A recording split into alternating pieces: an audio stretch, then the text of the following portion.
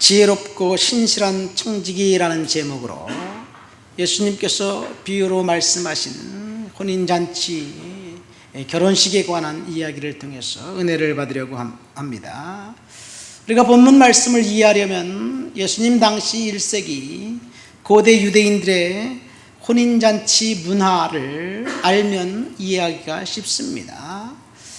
유대인들의 전통 결혼식은 어쩌면 우리 민족의 전통 결혼식과 흡사합니다. 첫째, 양가의 아버지들이 이제 서로 만나서 당신의 딸과 내 아들 우리 서로 결혼시킵시다, 그렇게 결정을 하면, 결정을 하고 난 다음에 이제 그 신랑 측에서 신부 측에게 지참금을 이제 지불합니다. 지참금을 지불하면 이것이 이 정혼 상태가 됩니다. 이 정혼 상태가 1년이 지속되는데, 이렇게 정혼 상태가 되면 결혼한 것과 동일한 법적인 효력을 갖습니다. 이 1년 동안 신부는 결혼 생활을 위한 살림살이와 결혼식 날에 입을 예복을 이제 준비합니다. 12달이 지나면 신부는 언제든지 신랑을 맞을 준비를 하면서 항상 몸을 정결하게 하고 깨끗하게 하고 향유를 바르면서 이제 신랑이 오면 언제든지 떠날 채비를 합니다. 그리고 신랑은 이 기간 동안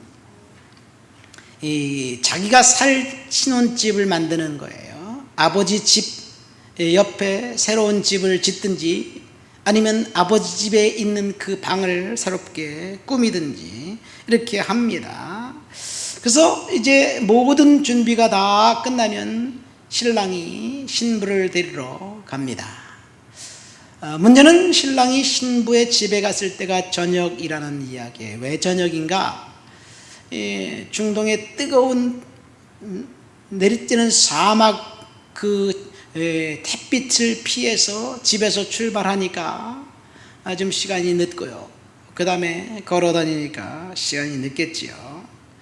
어쨌든 요즘 같으면 오늘 내가 몇 시 정도에 도착할 것 같으니 기다리세요, 전화로 그렇게 하면 되는데, 전화도 없으니까 무조건 신부는 기다려야 되는 거예요. 어떻게 기다리느냐? 등불을 밝혀놓고 기다립니다. 이 신랑을 기다리는 나는 의미의 표현은 등불을 밝히는 거예요. 동구밖까지 환하게 등불을 밝히고 있으면 신부가 자신을 기다리는 거지요. 이렇게 신부가 신랑을 기다리는 그 상황 속에서 이제 마태복음 25장에 나온 10처녀의 비유가 이해가 됩니다. 기름을 준비한 5처녀와 준비하지 못한 5처녀 이야기 말입니다. 이렇게 신랑이 신부를 부르러 가면 그날 밤 늦게 이제 도착합니다. 그리고 이제 친구들과 함께 가는데 친구들이 신랑에게 말하죠. 야, 등불이 밝혀져 있다. 저 동구밖까지 밝혀져 있다. 너를 준비하는 것이 틀림없어. 기다리는 것이 틀림없어. 이렇게 이야기하면서 환하게 밝혀져 있는 그 등불이 이 신랑에게는 자부심이 됩니다. 그런데 이렇게 신부 집에 가서 등불이 밝혀있는 신부를 만나서 그 즉시 그 신부를 데리고 자기 집으로 데리고 오는 거예요. 그 밤에. 지금 오늘 본문 말씀이 그 말씀입니다. 옛날 우리 전통 결혼식에는 함을 지고 신부 집에 찾아가잖아요. 저도 젊었을 때 친구 하나가 결혼한다 그래서 함을 지고 갔던 기억이 납니다. 자, 이렇게 그 즉시 신부를 데리고 집으로 데리고 오면 이제 그 집에서 신부를 기다리라고 다 준비하고 있죠. 신랑 집에서. 옛날 우리 전통은 신부 집에서 결혼식을 했는데, 유대인들은 이렇게 신부를 집으로 데리고 와서 그날 밤 첫날 밤을 치르고 그 다음에 신랑이 나오면 그 후 일주일간 혼인잔치가 있는 거예요. 이것이 가나의 혼인잔치 중에 포도주가 떨어졌다는 의미이기도 합니다. 어쨌든 이런 전통, 이 긴 결혼식 과정, 결혼 문화, 그래서 혼인잔치에 대한 이야기를 여러 번 주님이 비유로 하셨어요. 그 이유는 그리스도의 구속과 재림에 대한 이야기를 그곳에서 하기 때문입니다. 자, 그리스도께서는 지금 신랑으로 천국에 계십니다. 그리고 이 땅에 신부인 성도들을 데리고 오기 위해서 세상에 오실 것인데 이것이 재림이고 이것이 심판입니다. 그래서 성도들은 신랑 되신 예수께서 오셨을 때 기쁨으로 맞이하기 위해서 기름을 준비하고 등불을 환히 켜놓고 주님을 맞이해야 될 줄을 믿습니다. 자, 이것이 유대인들의 전통 결혼식의 문화입니다. 이런 문화를 생각하면서 오늘 본문을 보면 지혜롭고 슬기로운 청지기가 되어라, 그런 이야기를 주님은 하고 있어요. 주님이 재림하실 그 주님이 언제 올지 모르지만 항상 깨어서 준비하고 기도하라는 이야기, 이것이 오늘 본문의 핵심입니다. 여기서 우리가 기억해야 할 세 가지 전제가 있습니다. 세 가지 전제. 첫 번째, 우리들은 주인이 아니라 청지기라는 이야기입니다. 청지기는 사명을 맡은 사명자지요. 그래서 저와 여러분들은 청지기로서 충성스럽게 사명을 감당해야 된다는 이야기입니다. 그런데 청지기로서, 사명자로서 저와 여러분들에게 주어진 옵션은 딱 하나예요. 순종할까 불순종할까, 이것이 아니라 반드시 순종하고 충성해야만 한다는 것, 이것이 옵션입니다. 유일한 옵션입니다. 그리고 마지막 세 번째 전제는 이제 불순종하거나 주님을 거부하는 그 사람에게는 반드시 심판이 있다는 것, 이 심판은 파멸이고 멸망입니다. 그리고 심판의 날은 그 누구에게나 반드시 찾아온다는 것을 우리는 알아야 될 줄 믿습니다. 먼저 여러분 본문 35절부터 37절까지의 말씀을 한번 읽어볼까요? 본문 35절부터 38절까지 우리 다 같이 읽어보도록 하겠습니다. 허리에 띠를 띠고 등불을 켜 서 있으라. 너희는 마치 그 주인이 혼인집에서 돌아와 문을 두드리면 곧 열어주려고 기다리는 사람과 같이 되라. 주인이 와서 깨어있는 것을 보면 그 종들은 복이 있으리로다. 내가 진실로 너희에게 이르노니 주인이 띠를 띠고 그 종들을 자리에 앉히고 나와 수종들리라. 주인이 혹 이경에나 혹 삼경에 이르러서도 종들이 그같이 하는 것을 있는 것을 보면 그 종들은 복이 있으리로다. 이 구절에서 우리가 알 수 있는 것이 무엇입니까? 띠를 띠고 그리고 등불을 켜 들고 꼿꼿하게 서 있으라는 이야기입니다. 이 말은 저와 여러분들에게 주시는 사명을 이야기하고 있습니다. 우리들은 크든지 적든지 누구든지 다 사명을 받은 사람들이라는 이야기예요. 사명을 받은 저와 여러분들을 판단하는 분은 오직 한 분 하나님뿐이라는 이야기입니다. 자, 우리는 판단하는 자가 아니라 판단을 받는 자들이에요. 그래서 우리가 사명자로서 때때로 하나님처럼 다른 사람을 판단하기도 하는데 판단하지 말라는 이야기이기도 합니다. 그런데 주님께서 재림하셔서 판단하시는데 무엇을 가지고 판단하느냐? 저와 여러분들이 순종한 그 행동을 가지고 판단한다는 이야기예요. 너희들이 얼마나 나를 잘 믿었느냐? 이 믿음을 가지고 판단하는 것이 아니라 저와 여러분들이 얼마나 순종했는지 그 행동을 판단한다는 이야기예요. 본문을 볼까요? 주인이 신부를 데리고 이제 돌아왔습니다. 그리고 문을 두드립니다. 그러니까 즉시 종들이 나와서 문을 열고 주인을 영접했습니다. 38절의 말씀을 보니까 2경이나 3경이 되어 돌아왔다고 이야기하는데 당시 그레코 로만 시대의 그 밤은 넷으로 나눕니다. 2경과 3경. 이 1경은 오후 6시부터 9시까지, 2경은 9시부터 12시, 3경은 12시부터 0시부터 새벽 3시입니다. 그러니까 2경이나 3경쯤에 온다면 가장 빨리 와야 저녁 9시, 늦게 오면 새벽 3시 정도 된다는 이야기지요. 우리 시대에 지금 저녁 9시면 뭐 초저녁이에요. 그렇죠? 누구나 깨어있는 시간입니다. 9시까지 자지 않고 기다린다는 것은 뭐 쉬운 일이에요. 그러나 예수님 당시 뭐 불과 100년 전만 하더라도 우리나라 문화는 전기가 들어오지 않은 그때 그 당시는 등불을 밝히고 뭐 호롱불을 밝히고 그렇게 살았지만 대부분의 가정들은 그냥 해가 뜨면 일어나고 해가 지면 밥 먹고, 해가 지기 전에 밥 먹고 해가 져서 어두우면 그냥 자는 거예요. 그러니까 해가 지면 활동하지 않습니다. 9시면 엄청나게 깊은 저녁이 되겠지요.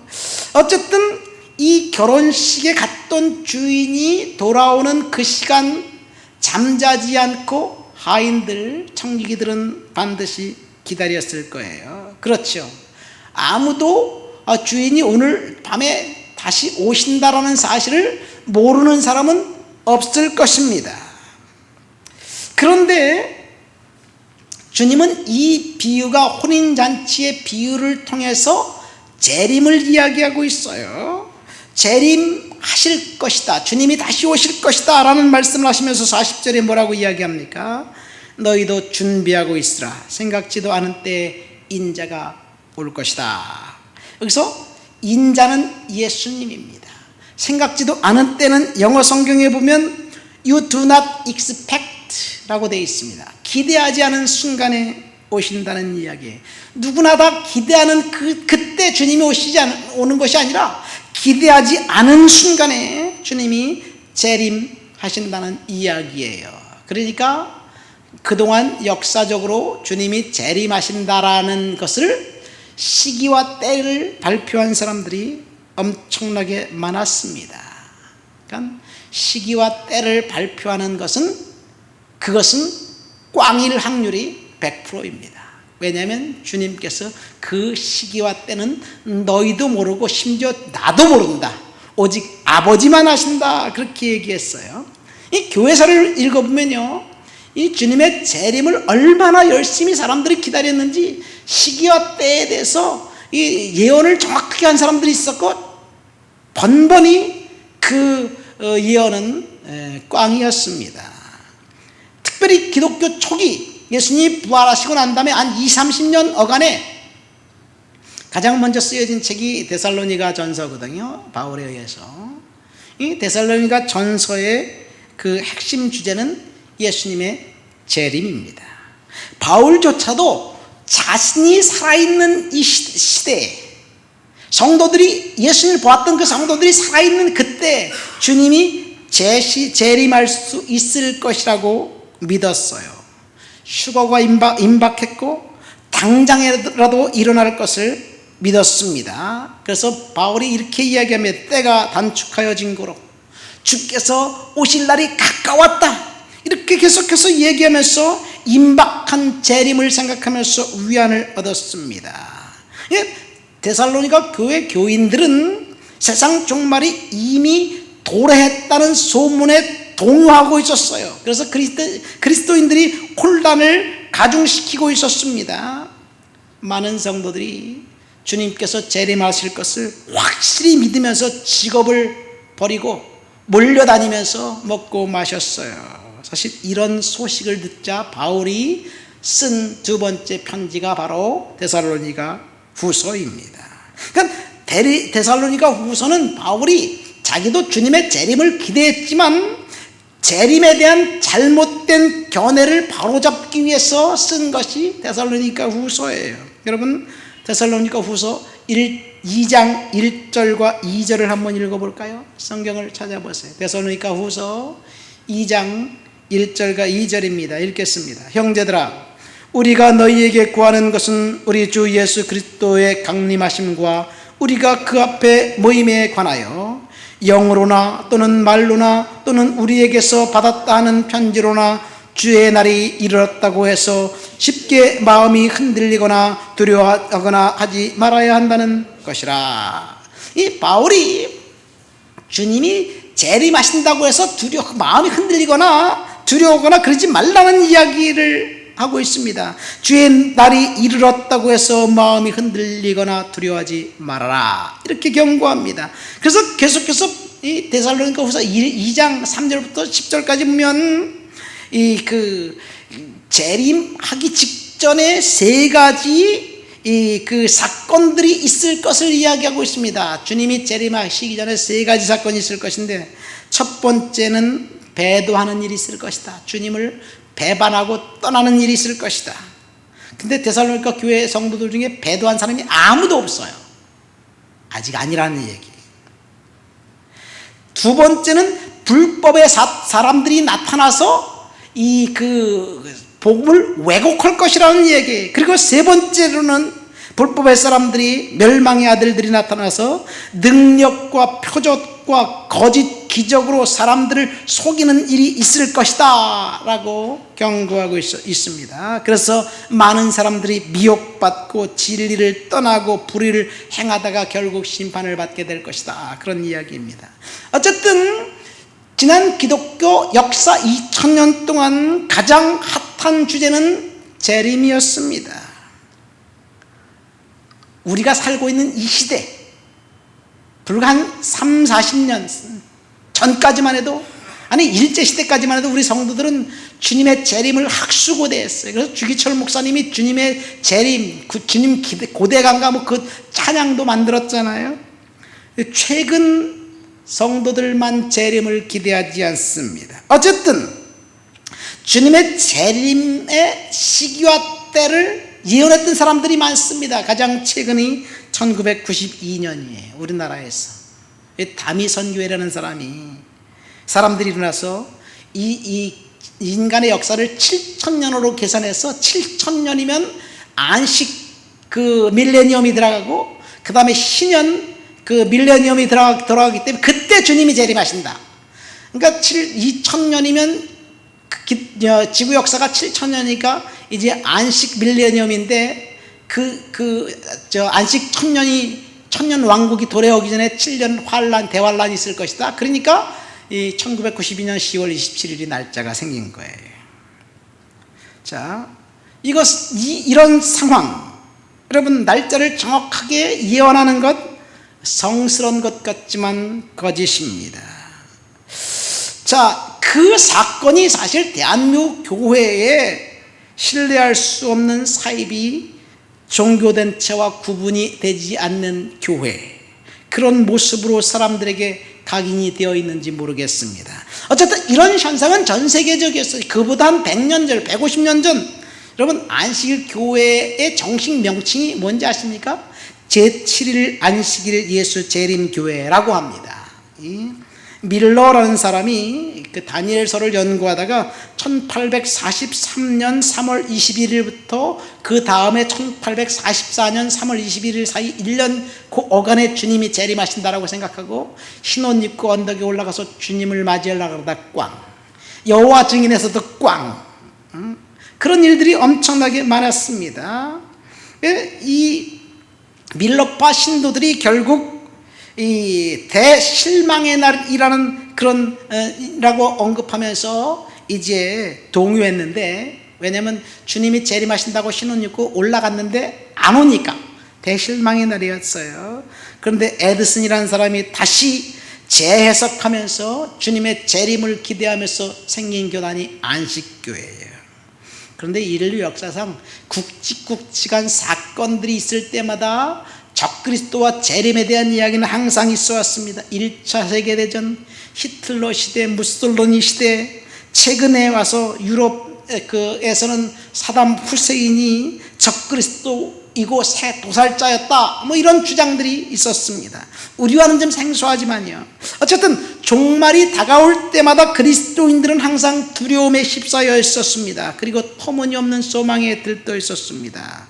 결국 실현되지 못할 종망, 그런데 이 사실 재림은 이런 실망 그리고 많은 비아냥거리는 사람들이 아직도 안 왔다고 재림, 국제적인 사기, 거짓말 뭐 이렇게 주장하는 사람들이 있습니다. 어쨌든 주님의 재림은 기정사실인데 비난하는 사람들은 사기라고 주장하고 그 다음에 또 거기에 빠져있는 사람들은 날짜를 계산합니다. 실제로 중세시대에 예수님이 재림하셨어요.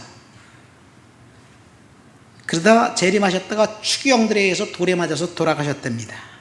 이게 제 말이 아니라 도스토예프스키라는 사람이 쓴 책 까라마초프 가문의 형제들이라는 책에 나오는 내용이에요. 이 까라마초프가의 형제들 4명의 형제들이 이제 믿음과 무슨 뭐 이런 여러 가지를 얘기하면서 같이 그 이야기하는 장면이 나와요. 아버지가 살해당해서 죽어요. 그래서 그 아들 4명 형제들과의 대화 속에서 치열하게 토론하는 장면이 거기에 나옵니다. 그 아들 중 4번째 아들 알료사는 정말 열심히 믿고 수도사가 되길 원하는 사람이에요. 근데 둘째 아들 이반이 넷째 아들 저 알료사와 같이 나는 신을 믿지만 신이 없다고 부정하진 않지만 신을 받아들일 수 없다는 이유를 가지고 여러 가지를 계속해서 이야기합니다. 왜 죄 없는 어린아이들이 죽어가야 되느냐? 왜 이 땅이 이렇게 힘들고 어렵느냐? 그렇게 이야기하면서 예수가 재림엔 예수가 체포되어 종교 재판관에게 고난당했다는 이야기를 합니다. 중세 어느 날 예수님이 재림했대요. 그래서 예수님이 재림해서 보니까 자기를 가장 반겨줄 수 있는 사람이 누굴까 보니까 신부들과 추기경들이에요. 그래서 신부들에게 찾아갔습니다. 추기경들에게 찾아갔습니다. 그런데 그들이 예수님 재림한 예수를 반겨줄 줄 알았더니 앞불사 잘못 찾아왔다는 얘기예요.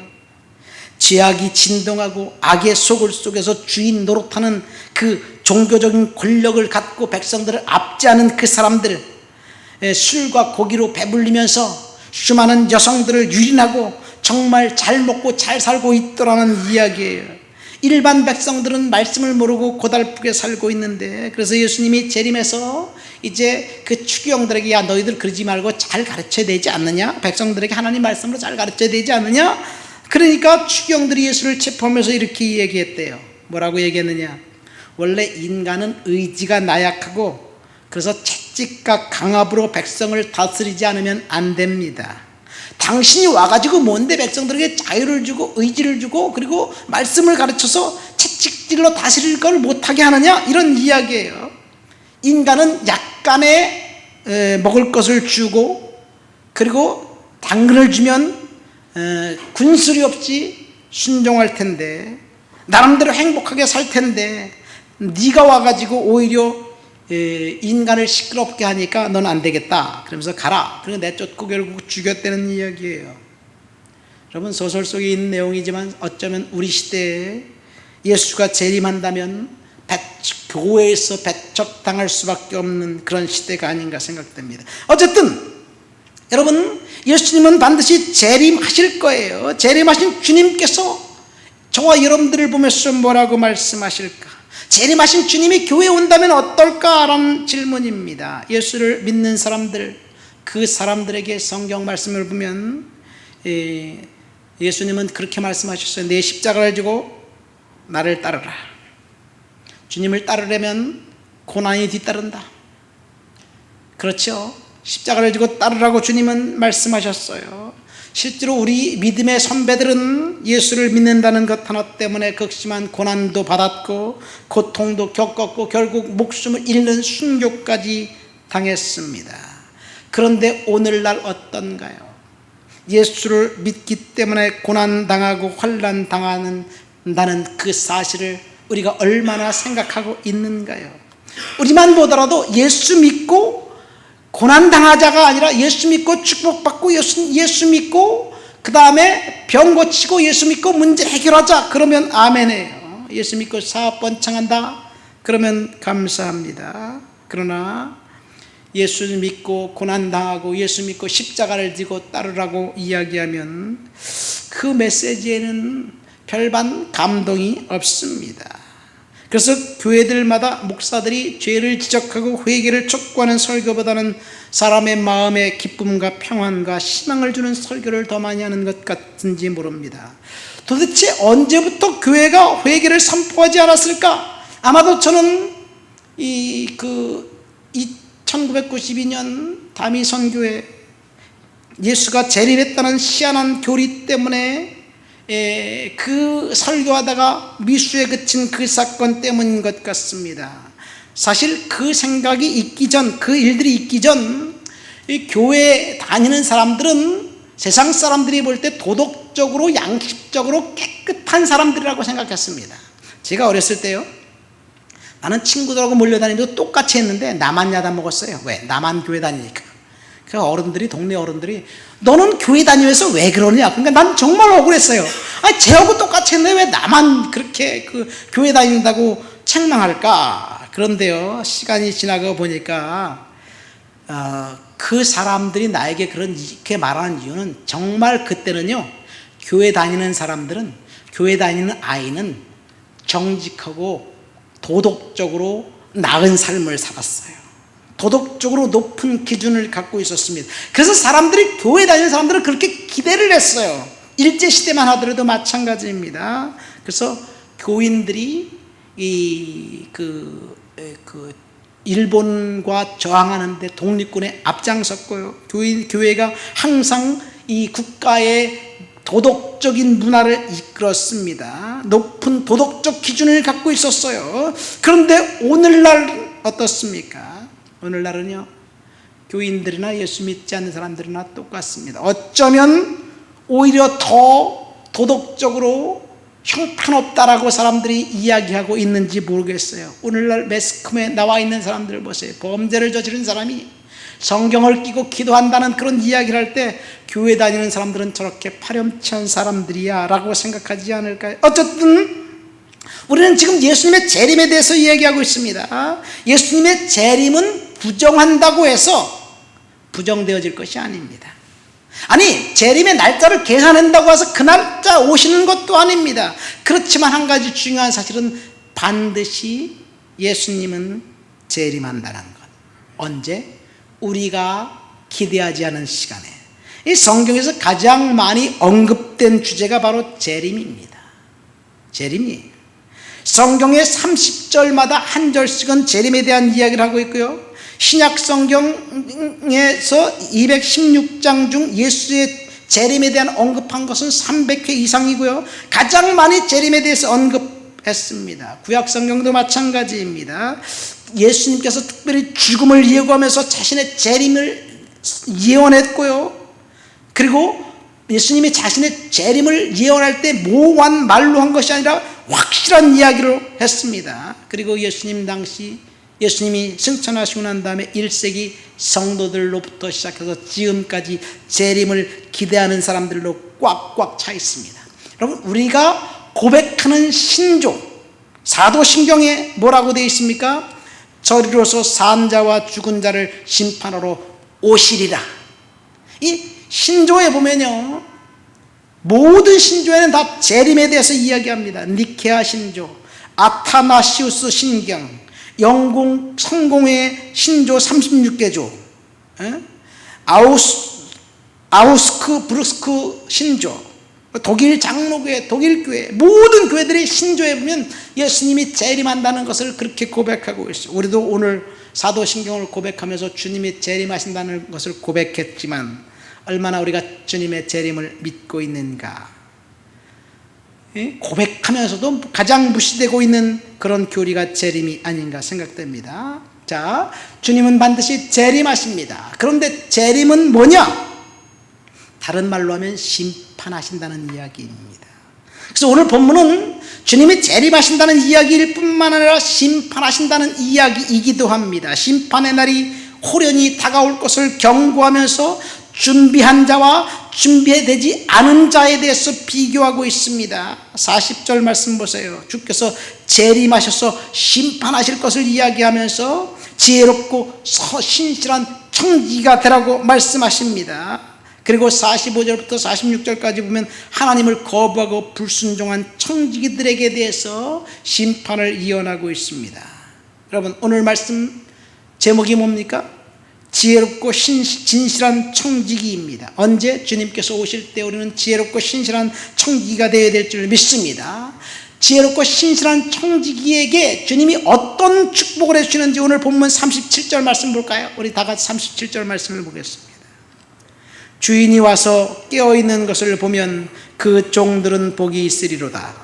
내가 진실로 너희에게 이르노니 주인이 띠를 띠고 그 종들을 자리에 앉히고 나와 수종들리라. 이게 천국에서 벌어진 일이에요. 우리가 주님 앞에 재림을 기대하고 딱 깨어서 기다린 그 사람, 주님의 재림을 만난 그 사람, 순종한 그 사람에게 주님께서 딱 오셔가지고 뭐라고 이야기하고 있습니까? 주님께서 띠를 띠고 종들을 자리에 앉히고 수종든대요. 하나님이 우리를 수종든다는 이야기예요. 누구에게? 우리가 재림을 기대하고 순종한 그 사람들에게. 이 천국에서 받을 상은 세상의 원리와 정반대잖아요. 이 세상의 원리는, 근데 천국의 원리와 정반대예요. 예수님께서 사도행전 누가복음 17장에 보면 이런 말씀도 하셨어요.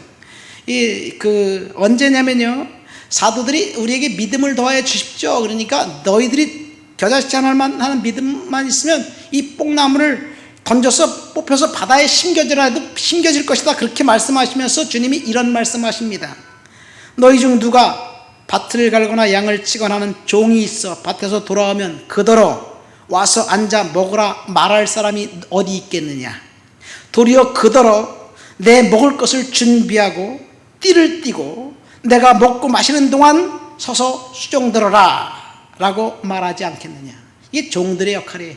종들은요, 밭에 나가서 열심히 일하고 집에 들어와서 주인을 또 섬겨야 돼요. 그렇다고 주인이 너 잘했다 칭찬하지 않습니다. 명한 대로 하였다고 종에게 감사하겠느냐, 이런 말씀하시면서 이와 같이 너희도 명령받은 것을 다 행한 후에 이르기를 우리는 무익한 종이라 그렇게 이야기하라, 이 얘기예요. 여러분, 이것이 세상의 원리입니다. 그러나 주님 앞에 재림에 순종한 사람들에게 주님께서 칭찬하시는 것, 주님께서 우리를 섬기라는 이야기, 계속해서 뭐라고 말씀하시나요? 42절부터 44절까지 말씀을 볼까요? 주님이 순종한 사람들에게 뭐라고 축복하시는지. 주께서 이르시되 지혜 있고 진실한 청지기가 되어 주인에게 그 집종들을 맡아 때를 따라 양식을 나눠줄 자가 누구냐. 주인이 이를 때 그 종이 그렇게 하는 것을 보면 그 종은 복이 있으리로다. 내가 참으로 너희에게 이르노니 주인이 그 모든 소유를 그에게 맡기리라. 여기서 보면 주인이 그 모든 소유를 그에게 맡긴다고 얘기했어요. 이 말씀이 축복일까요? 이 말씀이 구원일까요? 사실 이 종말 심판에 대한 이야기인데 이것은 구원에 대한 이야기는 아니에요. 그 구원받고 저주받을 것에 대한 이야기는 아닙니다. 자, 이것은 교회를 향한 경고입니다. 교회가 들어야 할 말씀이라는 이야기예요. 여기서 나온 종들은 교회 공동체에서 지도적 위치에 있는 사람들입니다. 저와 여러분들입니다. 목회자나 재직들일 수도 있습니다. 사명을 받은 사람들입니다. 물론 우리들이 불순종을 선택할 수도 있습니다. 그런 그에 대한 결과는 스스로 책임져야 돼요. 다시 본문으로 들어가면 주님께서 재림하시면서 청지기들에게 심판하시면서 뭐라고 말씀하십니까? 35절 말씀 보세요. 우리들에게 할 수 있는 건 딱 한 가지입니다. 허리에 띠를 띠고 등불을 켜고 서 있으라. 이것만 우리가 해야 될 일이에요. 우리가 할 일은 순종해야 할 일만 남았습니다. 우리는 순종해야만 합니다. 그러나 순종하지 않을 수도 있다는 이야기의 본문은 45절부터 48절까지 우리 한번 본문을 읽어보시겠습니다. 45절부터 48절까지 만일 그 종이 마음에 생각하기를 주인이 더디오리라 하여 남녀 종들을 때리고 떡 먹고 마시고 취하게 되면 생각하지 않은 날 알지 못하는 시각에 그 종이 주인에게 이르러 엄히 때리고 신실하지 아니한 자의 받을 벌에 처하리니 주인의 뜻을 알고도 준비하지 아니하고 그 뜻대로 행하지 아니한 종은 많이 맞을 것이요 알지 못하고 맡을 일을 행한 종은 적게 맞으리라. 무릇 많이 받은 자에게는 많이 요구할 것이요 많이 맡은 자에게는 많이 달라 할 것이니라. 이 46절 말씀에 보니까 생각지도 않은 날 주님이 돌아와서 신실하지 않은 종들을 처벌하실 것이다 라고 말씀하십니다. 이 마태복음 24장에 보면 여기서 끝나요. 주님이 처벌하실 것이다 거기서 끝나고 슬피 울며 이를 갈미 있으리라 거기서 그렇게 하고 끝납니다.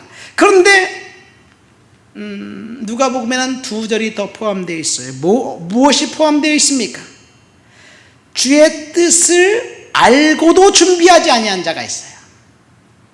그 다음에 48절에 보면 알지 못하고 준비하지 않은 사람이 있어요. 이 사람들이 있다는 얘기. 그것이 무엇을 이야기할까?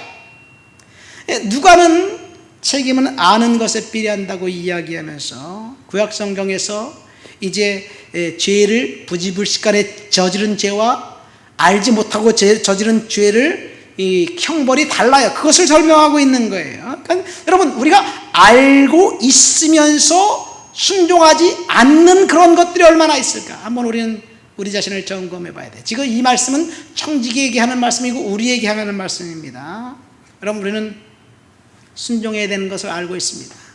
그러나 우리의 욕심이, 탐욕이, 우리의 게으름이 아니면 다른 여러 가지 상황 때문에 순종하지 않고 불순종을 선택하는 사람들이 있다는 이야기예요. 그렇죠? 우리는 그동안 교회에서 많이 들어와서 알고 있어요. 순종해야 된다 알고 있습니다. 그런데 우리는 계속해서 합리화시킵니다. 지금 나는 아직 순종할 수가 없어요. 나는 아직 어려요. 내가 쓸 돈도 턱없이 부족한데 내가 순종할 것이 아니라 저 사람이 순종해야 될 것이 아닐까요? 몸이 안 좋아요. 피곤해요. 나는 지금 너무 바빠요. 좀 한가해지면 주님 앞에 순종할게요. 내가 좀 돈을 좀 더 벌면 순종할게요. 뭐 다양한 순종하지 않아도 될 합리적인 생각들이 우리들 속에 계속해서 들어옵니다. 여러분 그런 것들 때문에 주님께서 이해해 주지 않는다는 이야기이기도 합니다. 주님 앞에서 용서와 이해의 대상이 되지 않는다는 것을 우리는 알아야 될 줄 믿습니다. 또 알지 못해서 불순종했다 이런 말도 주님 앞에서 핑계거리입니다. 우리는 지금 알 수 없는 것이 하나도 없어요. 이미 예수 그리스도에 대한 복음을 들었어요. 우리 할아버지 예수를 몰랐던 그 할아버지가 구원받았을까요? 안 받았을까요? 그걸 왜 신경을 쓰나? 세종대왕이 구원받았는지 안 받았는지 우리가 신경 쓸 게 뭐가 있어요? 내가 지금 주님의 말씀을 들었는데 내가 지금 이 시간에 하나님 앞에 순종하고 충성해야 될 텐데 그것을 핑계대면서 다른 사람들의 이야기를 하는 것은 주님 앞에서 설득력이 없습니다. 우리는 핑계댈 수 없을 만큼 이미 다 알고 있어요. 우리는 지금 귀에 복음이 들어왔고 예수 그리스도의 은혜가 우리에게 이미 임했기 때문에 결코 우리는 핑계할 수 없습니다. 말씀을 맺습니다. 오늘 제목은 지혜롭고 진실한 청지기라는 제목으로 재림에 대한 이야기를 하면서 여러분들이 지혜롭고 진실한 청지기가 되어야 된다는 이야기입니다. 우리는 청지기예요. 청지기가 할 수 있는 옵션은 딱 한 가지입니다. 그것이 뭐예요? 순종하는 것밖에 없습니다. 허리에 띠를 띠고 등불을 켜고 서 있으라. 재림하신 주님이 말씀하셨어요. 우리는 주님의 재림이 2경이나 3경이나 언제 올지 모르지만 우리는 반드시 끝까지 기다리고 순종해야 될 줄 믿습니다. 우리 진실하고 지혜롭고 신실한 청지가 되시기를 예수님의 이름으로 축원드립니다. 우리 말씀을 생각하면서 다 같이 통성으로 기도합니다. 하나님, 내가 주님 앞에 지혜롭고 신실한 청지가 될 수 있도록 주여 도와주옵소서. 기도합니다. 하나님 아버지 감사합니다. 오늘도 주님 앞에 나와 주를 높여드리고 주를 찬양하고 주를 예배합니다. 주님 앞에 신실한 청지기, 주님 앞에 충성스러운 청지기, 주님을 높여드리는 그런 청지기 될 수 있도록 주여 도와주시옵소서. 하나님 은혜 주시옵소서. 능력으로 채워주옵소서. 권능으로 덧입혀 주옵소서. 우리 좋은 이웃교회가 주님 높여드리는 믿음의 공동체 될 수 있도록 주여 도와주옵소서. 주를 높여드립니다. 예수님의 이름으로 기도합니다. 아멘. 우리 다 같이